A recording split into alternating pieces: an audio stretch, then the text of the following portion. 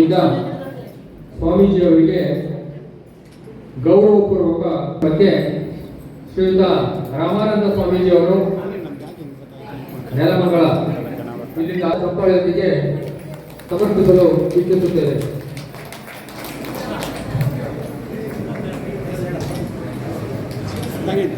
ಶ್ರೀ ಶ್ರೀ ನಾಗರಾಜ ಸ್ವಾಮೀಜಿಯವರು ತೀಗೆಹಳ್ಳಿ ಬೆಂಗಳೂರು.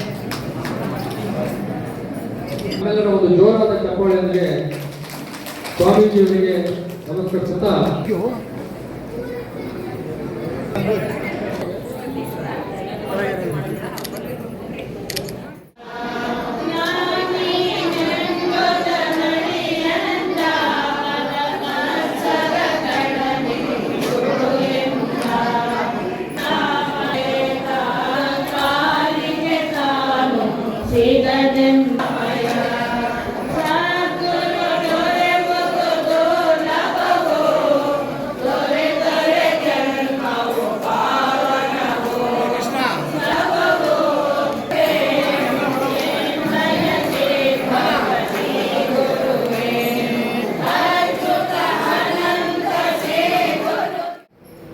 ಏನು ಶ್ರಾವಣ ಶನಿವಾರದ ಆರಾಧನೆಗೆ ಸೇರಿರ್ತಕ್ಕಂಥ ನಿಮ್ಮೆಲ್ಲರಿಗೂ ವಂದಿಸುತ್ತಾ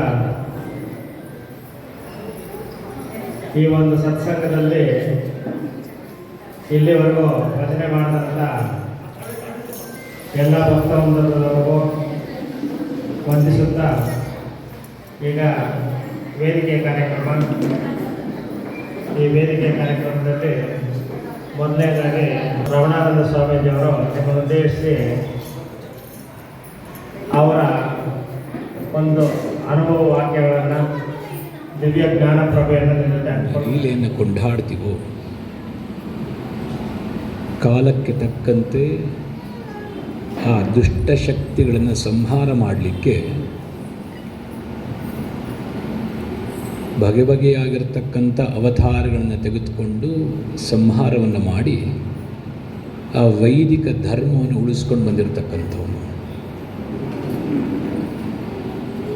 ನಮ್ಮಲ್ಲಿ 6 ಷಡ್ ದರ್ಶನಗಳ ಬಗ್ಗೆ ನಮ್ಮ ಶಾಸ್ತ್ರ ಮಾತನಾಡುತ್ತೆ.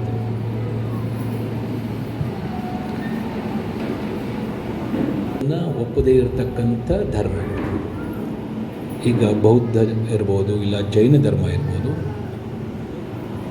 ಇನ್ನು ಅನೇಕ ಕೆಲವು ಧರ್ಮಗಳು ವೇದವನ್ನು ಒಪ್ಪೋ ಧರ್ಮದಲ್ಲಿ ಇವಾಗ ಶುರುವಾಯಿತು, ಈ ಯುಗ ಇವಾಗ ಶುರುವಾಯಿತು, ಇದೇ ಒಂದು ಜನ್ಮ ಅಂತಕ್ಕಂಥದ್ದು ಒಪ್ಪೋದಿಲ್ಲ. ಏನು ದೇವಸ್ಥಾನಗಳಿಗೆ ಹೋಗಿ ನೀವೇನು ಪೂಜೆಯನ್ನು ಮಾಡ್ತೀರಾ, ಸಂಕಲ್ಪವನ್ನು ಮಾಡ್ತೀರಾ, ಆ ಸಂಕಲ್ಪದಲ್ಲಿ ಆ ಪುರೋಹಿತ ಹೇಳ್ತಾನೆ ಅಷ್ಟಾವಿಂಶತಿತಮೇ ಕಲಿಯುಗೆ ಅಂತ, 28ನೇ ಕಲಿಯುಗ ಅಂತ ಹೇಳ್ತೀವಿ. ಬ್ರಹ್ಮನ ಒಂದು ದಿನವನ್ನು ಒಂದು ಕಲ್ಪ ಅಂತ ಹೇಳ್ತೀವಿ. 24 ಗಂಟೆ, ಅದರಲ್ಲಿ 12 ಗಂಟೆಗಳು ಅಂದರೆ ಬೆಳಗ್ಗೆ 6 ಗಂಟೆಯಿಂದ ಸಾಯಂಕಾಲ 6 ಗಂಟೆಯ ಬ್ರಹ್ಮನ ಆ 6 ಗಂಟೆಗಳಿಗೆ 1000 ಚತುರ್ಯುಗಗಳು ಅಂತ ಹೇಳ್ತೀವಿ. ಕಲಿಯುಗದ ಆಯುಸ್ಸು ಎಷ್ಟಪ್ಪ ಅಂತಂದರೆ 4,32,000 ವರ್ಷ ಒಂದು ಕಲಿಯುಗ, ಅದರ 2 ಪಟ್ಟು ದ್ವಾಪರ, ಅದರ 3 ಪಟ್ಟು ತ್ರೇತ, ಅದರ 4 ಪಟ್ಟು ಸತ್ಯಯುಗ. ಈ 4ನ್ನು ಕೂಡಿಸಿದ್ರೆ ಒಂದು ಮಹಾಯುಗ ಅಂತ ಹೇಳ್ತೀವಿ, ಇಲ್ಲ ಒಂದು ಚತುರ್ಯುಗ ಅಂತ ಹೇಳ್ತೀವಿ. ಆ ಯುಗದ ಆಯುಸ್ಸು ಎಷ್ಟು? ಒಂದು ಮಹಾಯುಗದ ಆಯುಸ್ಸು ಅಂದರೆ 43,20,000 ವರ್ಷಗಳು. ಇದು ಒಂದು ಚತುರ್ಯುಗ ಮಲ್ಟಿಪ್ಲೈಡ್ ಬೈ 1000, ಬ್ರಹ್ಮನ ಒಂದು ಹಗಲು, ಅದನ್ನು ಒಂದು ಕಲ್ಪ ಅಂತ ಹೇಳ್ತೀವಿ. ಆಮೇಲೆ ಪರಾರ್ಧೆ ಅಂತ ಸಂಕಲ್ಪದಲ್ಲಿ ಹೇಳ್ತೀವಿ. ಪರಾರ್ಧೆ ಶಿವೇ ಶುಭನೇ ಮೂರ್ತಿ ಆದ್ಯ ಬ್ರಹ್ಮ ದ್ವಿತೀಯ ಪರಾರ್ಧೆ ಶ್ವೇತವರಾಹ ಕಲ್ಪೆ. ಈ ಕಲ್ಪದ ಹೆಸರು ಏನಪ್ಪ? ಶ್ವೇತವರಾಹ ಅಂತ. ಪರಾರ್ಧೆ ಅಂದರೆ ಏನಪ್ಪ ಅಂತಂದರೆ ಪೂರ್ವಾರ್ಧ, ಅಂದರೆ ಬ್ರಹ್ಮನಿಗೆ 100 ವರ್ಷ ಆಯಸ್ಸು, ಅದರಲ್ಲಿ 50 ವರ್ಷ ಆಗೋಗಿದೆ. 51ನೇ ವರ್ಷದಲ್ಲಿ ಮೊದಲನೇ ದಿನದಲ್ಲಿ 28ನೇ ಕಲಿಯುಗ.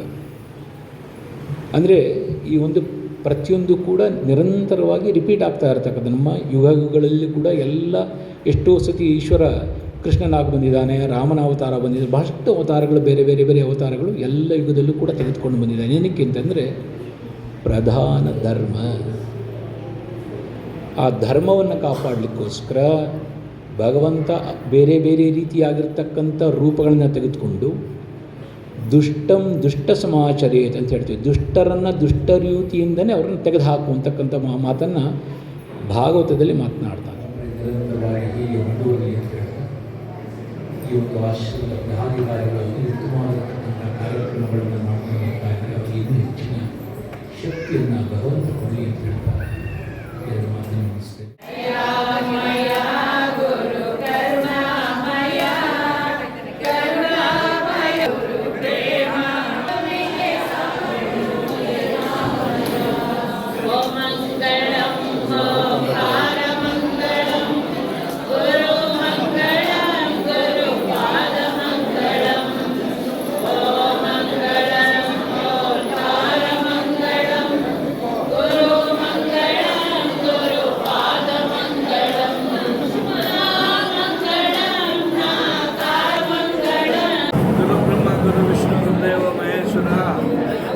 ಸಾಕ್ಷಾತ್ ಪರಬ್ರಹ್ಮ ತಸ್ಮೈ ಶ್ರೀ ಗುರವೇ ನಮಃ. ಇವತ್ತು ಪವಿತ್ರವಾದ ದಿನ, ಶ್ರಾವಣ 2ನೇ ಶನಿವಾರದ ದಿನದಂದು ಪ್ರತಿ ವರ್ಷದಂತೆ ರಾಮಪ್ಪ ಅವರ ಧಾರ್ಮಿಕ ಸಂಸ್ಥೆ ಏನಿದೆ ಇದು ಹುಟ್ಟುಕೊಂಡು 35 ವರ್ಷದಿಂದ ನಡೆಸ್ಕೊಂಡು ಬರ್ತಾ ಇದ್ದಾರೆ.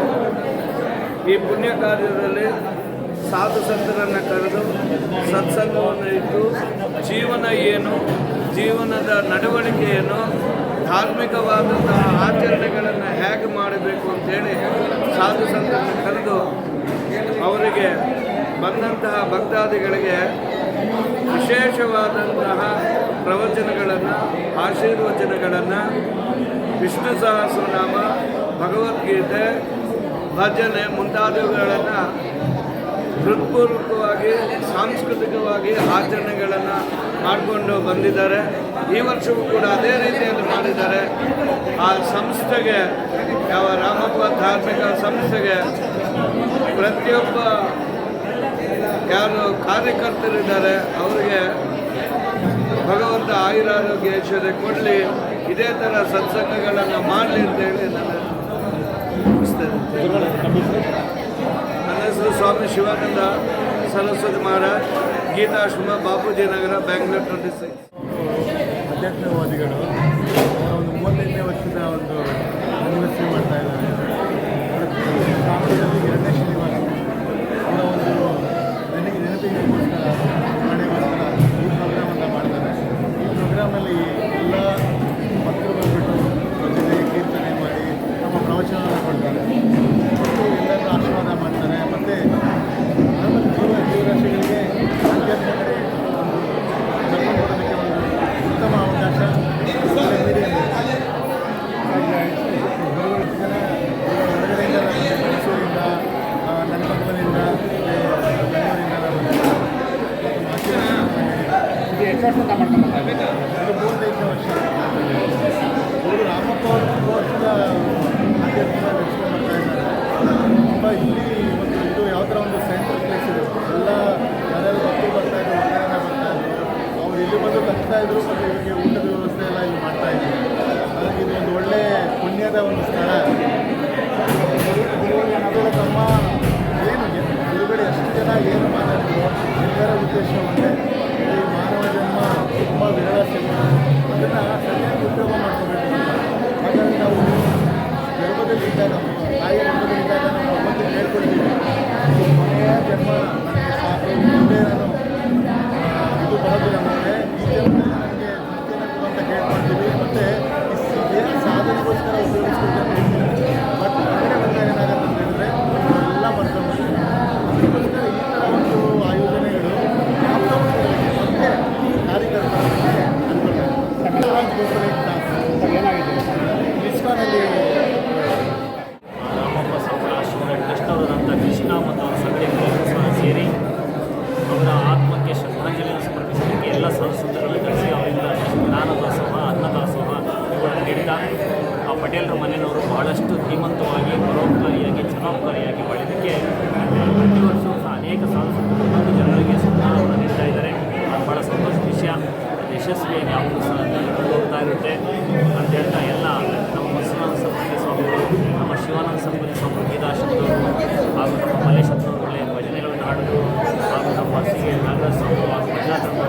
ಎಲ್ಲರೂ ಸಹ ಸೇರಿಸಿ ನಗರದ ಈ ಕಾರ್ಯಕ್ರಮವನ್ನು ಯಶಸ್ವಿಗೊಳಿಸಿ ಆ ಹಿರಿಯರ ಆತ್ಮಕ್ಕೆ ಶಾಂತಿಯನ್ನು ಕೊಟ್ಟಿದ್ದಾರೆ ಹಾಗೂ ಜನಗಳ ಒಂದು ಸಂಭ್ರಮವನ್ನು ನೀಡೋದಕ್ಕೆ ಪ್ರಯತ್ನ ಮಾಡಿದ್ದಾರೆ.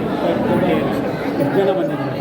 ಸುಮಾರು ಒಂದು 300 ಜನ ಸೇರಿದ್ದಾರೆ ಹಾಗೂ ಸಾಂಸ್ಕೃತಿಗಳು ಒಂದು 50 ಜನ ಸಾಂಸ್ಕೃತಿಕ ಅನೇಕ ಕಡೆಗಳಿಂದ ಬಂದು ಹಾರೈಸಿದ್ದಾರೆ. ತುಂಬ ಲಾಸ್ಟ್ ಟೈಮ್ ತುಂಬ ಜನ ತುಂಬ ಅದ್ದೂರಿಯಾಗಿ ಎಲ್ಲ ಬಂದಿದ್ದೀವಲ್ಲ, ತುಂಬ ಸರಳಾಗಿ ನಡೀತು, ಜನಗಳು ಭಕ್ತಾದಿಗಳು ಬಂದಿದ್ದಾರೆ. ಇದಕ್ಕೇನಂತಾರೆ? ಅದು ಒಂದು ಈಗ ಜನಗಳು ಬಂದಿದ್ದಾರಲ್ಲ, ಈಗ ಬರ್ತಾ ಇರ್ತಾರೆ ಜನಗಳು. ಅದು ಮಾಮೂಲಿ ಏನಪ್ಪ ಅಂತಂದರೆ ಸ್ವಲ್ಪ